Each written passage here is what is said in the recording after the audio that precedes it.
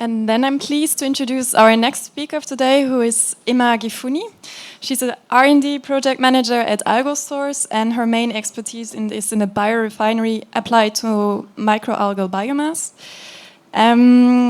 Her, let's say, microalgae have always been her thread topic of all her academic studies in biotechnology till her PhD.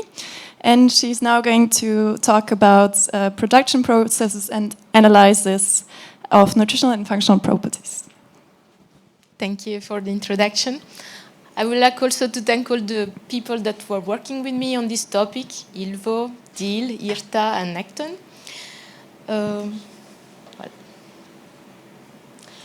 We will see together which were the most important points about protein, the production of protein ingredients. I will clarify the objective of our study, and then I will talk about the main results we obtained about the development of two main products, the single-cell protein and protein isolate from microalgae. Then we will see together the conclusion and the perspective of this work. So, the general objective was the assessment of the most affordable and suitable technology for the production of microalgal ingredients. We had two targets, single-cell protein and protein isolate. The single-cell protein, as the name suggests, are the entire cells that are directly available for food and feed reformulation in the form of dried powder. For this application, we selected light green chlorella, tetracell mistui, Arthrospira platensis, also known as spirulina, and Nanochloropsis oceanica. The protein isolate are more purified protein coming from the entire cells. They are expecting to have higher protein content and purity, higher functionality and digestibility, and of course, lower color, lower off flavors, and so on. For this application, we focused on light green chlorella, tetracell mistui, and spirulina. So, in order to produce these two new ingredients, we focused on three crucial steps in this project: was the processing, stabilization, and characterization. The processing is important, especially for protein isolate, because we need to assess which is the most affordable process chain to produce the protein isolate. The stabilization is important. You know that most of the protein ingredients that are produced from plant, they are stabilized by drying. So drying is a good technology to stabilize product and improve the shelf life. But we want to go deeper in this project. We want to analyze more drying process and see which one was the most sustainable and was able to also preserve the quality of the product.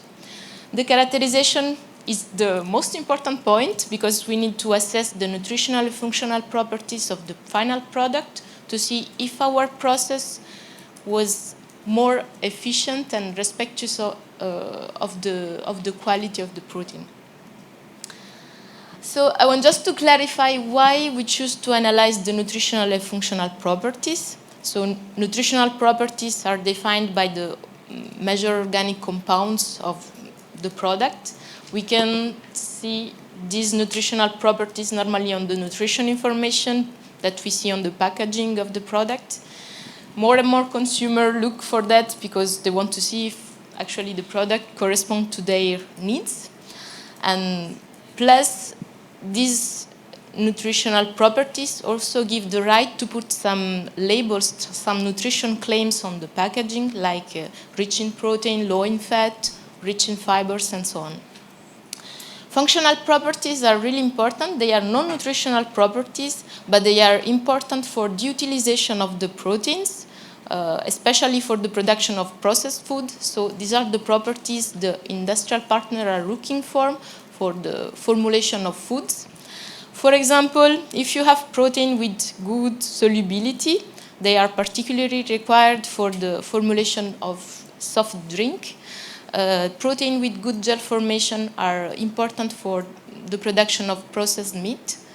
If you have protein that are able to help cohesion, they are good for producing crunchy nuggets. And if you can find protein with good emulsification protein that are really required for infant formula and instant meals. Let's go now to the results. So for the first product, the single-cell protein, as Iago explained, we had the Portuguese team of microalgae farmers that were really producing the biomass. We just worked on the stabilization by drying. The objective was to select a more sustainable and less invasive drying method to reduce the energy consumption and preserve the protein quality. You can see here the picture of the equipment we used. We applied 3 innovative technologies: the agitated thin film drying, solar drying, and pulsed combustion drying. And we compared their performance with the spray drying, which is the benchmark of the market now. We concluded that with all the drying technologies, we could have suitable and stable powder, and the behavior during the drying was really strain dependent. So each time we changed the strain with the new drying method, we need to optimize again the parameters and fine-tune all the crucial point of the drying. In the end, we found that the solar drying was the most performant method. It gave the best yield and the best environmental and cost impact. You can see here a picture of the equipment from the outside and inside. It's styled in net tone for the moment.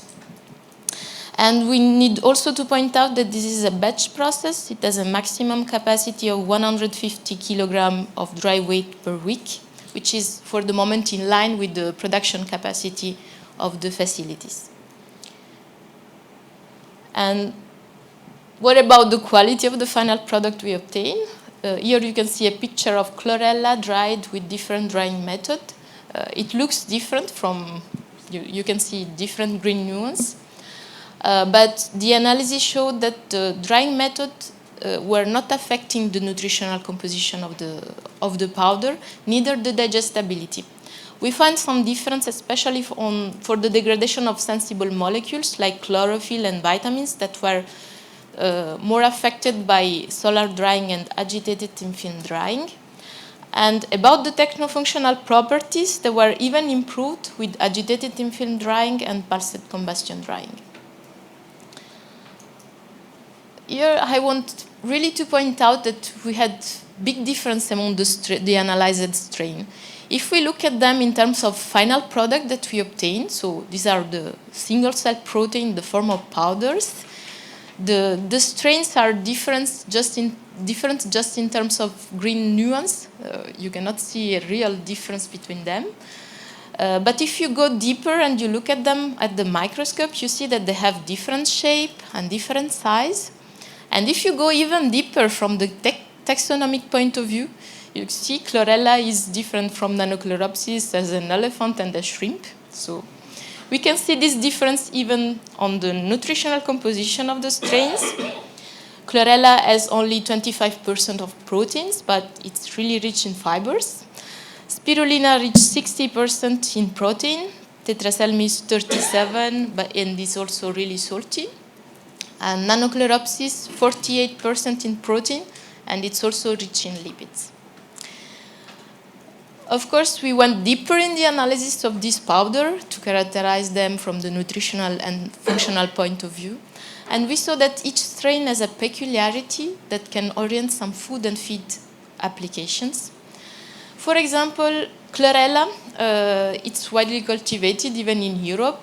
We have low color mutants that are available already on the market. They are produced by fermentation, so we can lower the cost and be in line with the food application. Chlorella is also rich in linoleic acid, beta-carotene, lutein, fibers, and we found that it has 67% of protein digestibility, so it's highly digestible. Spirulina is also widely cultivated all around the world. It's well known for the phycocyanin. It's a blue protein pigment complex. It's also rich in omega-6, and we found that spirulina is the highest functionalities and highest protein digestibility. Tetraselmis is now accepted as novel food. It's also well known in the aquaculture feed. It has a really high polyunsaturated fatty acid content. We found that it has a salty taste and really pronounced seafood taste and smell. It means that it can be used in some food formulation with the processed fish or even in fish replacement. We found also that it has good functionalities and good digestibility. For Nanochloropsis, it's not food grade for the moment. It's also rich in polyunsaturated fatty acid. And interestingly, we find that it has almost no functionalities. So it can be good for some application where we have to avoid foaming, emulsion, or gelling. And we also find that it has lower digestibility in comparison to the other strains. Well, let's go now to the second product, protein isolate, the tricky one. So the objective here was the identification of the most efficient and suitable process for the production of protein isolate from microalgae, because we wanted to reduce of color and of flavors and improve digestibility and functionalities. As you can see on this little scheme, if we want to access the protein that are inside the cells, we need to disrupt the cell wall. Then we need to purify the protein from the other components and dry them to stabilize them. These are the three main steps that we analyzed.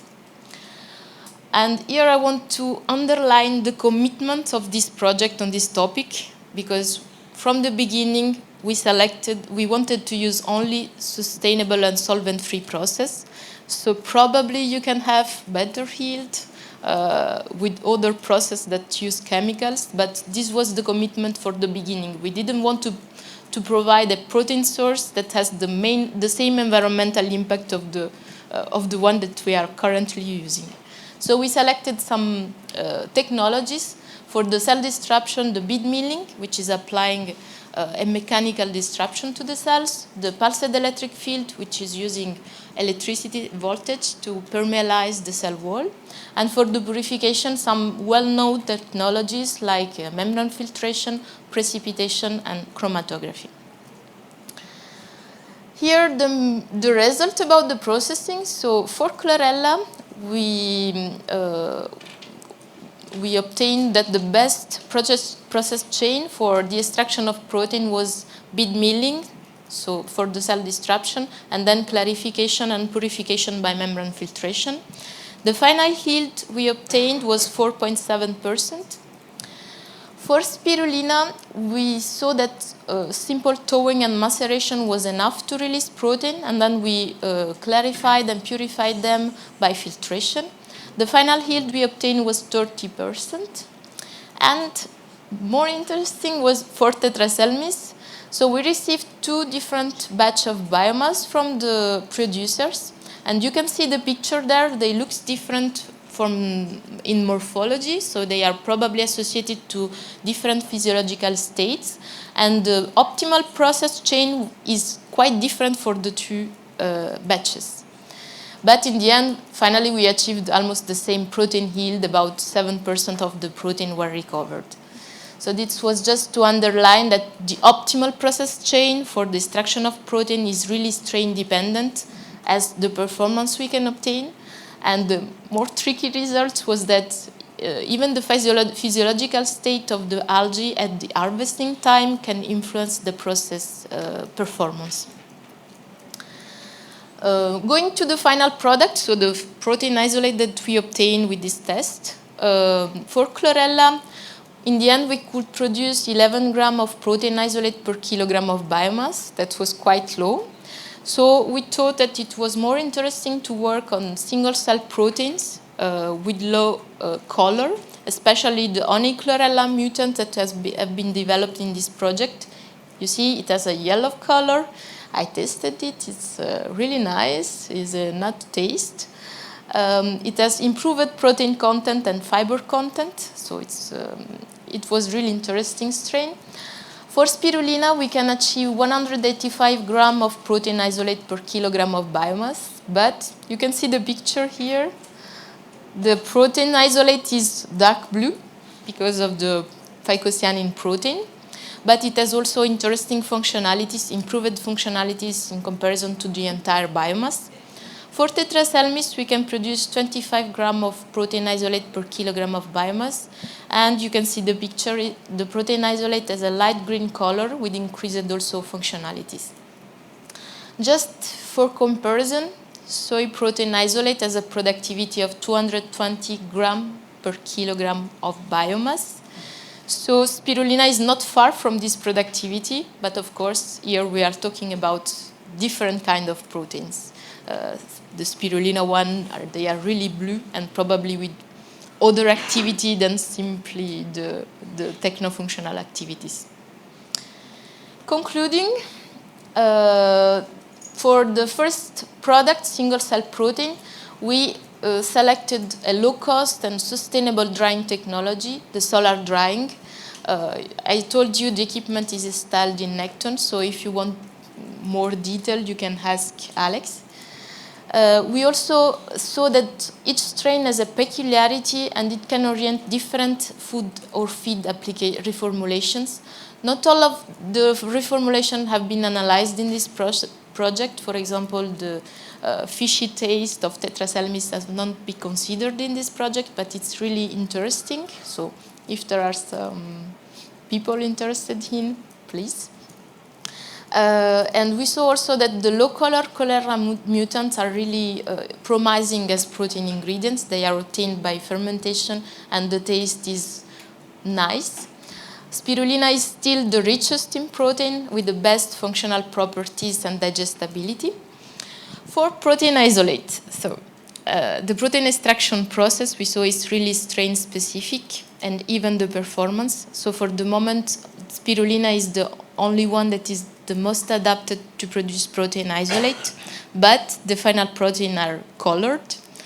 In general, we saw that we had really low yield, which are normally associated to higher cost in processing, but the final protein isolate has improved functionality and digestibility, and probably they also have other properties that we didn't investigate in this project.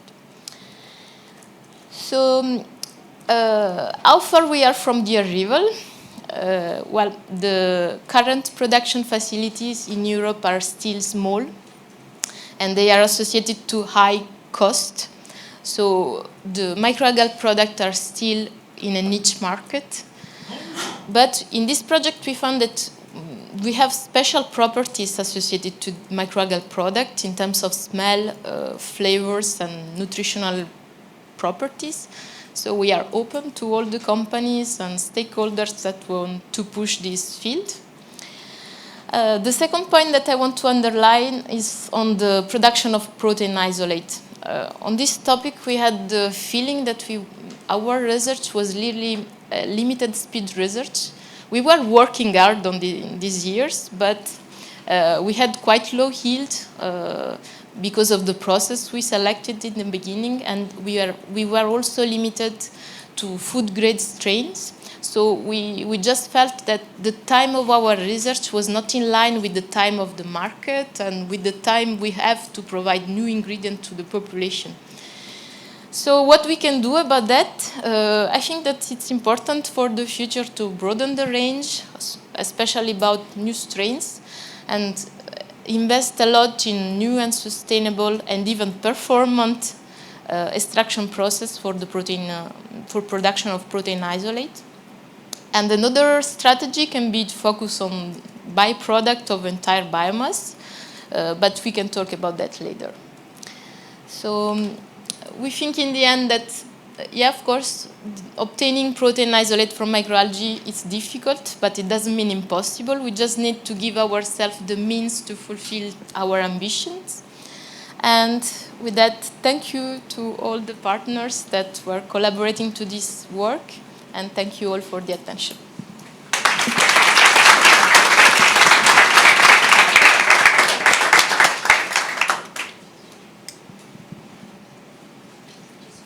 Hello, Liina Joller from Power Algae. Thank you very much for the presentation. Very interesting. Question regarding the single-cell drying approaches. You mentioned that the best came out solar drying, but considering that solar is not plenty everywhere, what was the second best? It depends also on what you are targeting. If what we are targeting is also the functionality, the final functionalities, we had quite good results with pulsed combustion drying, which is a good alternative. The research institute that has this installation is IRTA, so you can ask Fabio and Massimo about this technology, and they can perform some tests also with innovative products.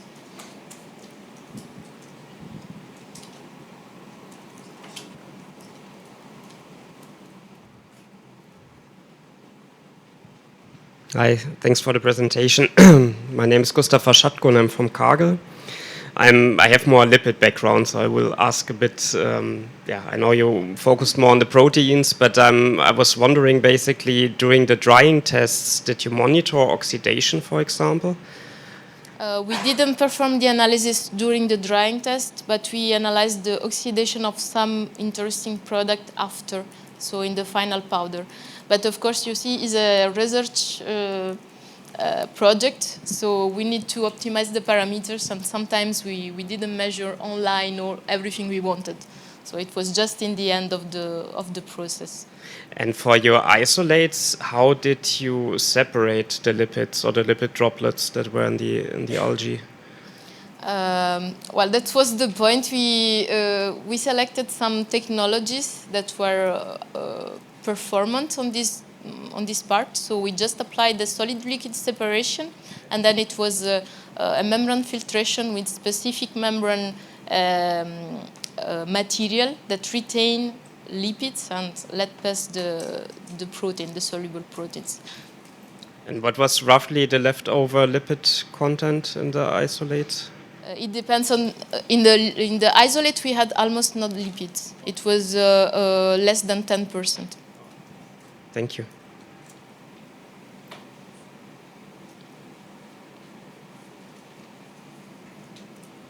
Any other questions?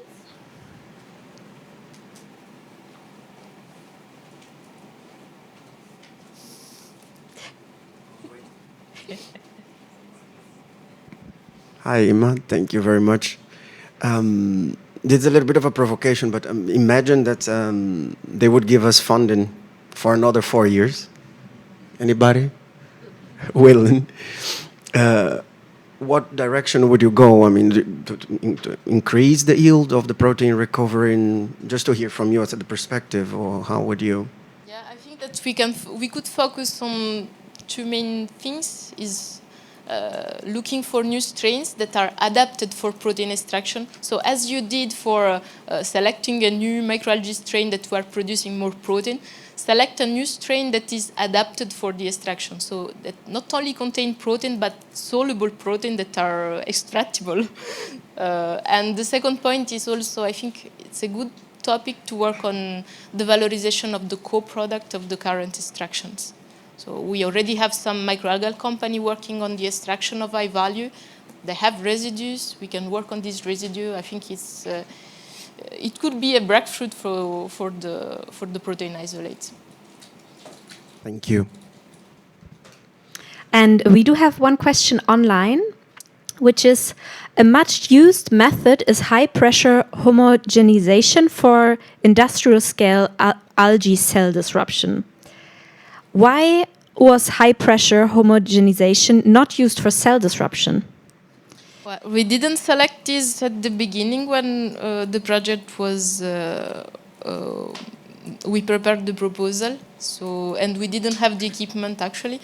But yeah, I saw that in this year they started to use this method more and more, and it's quite scalable now. So it can be also something to investigate for the future. Thanks, Imma.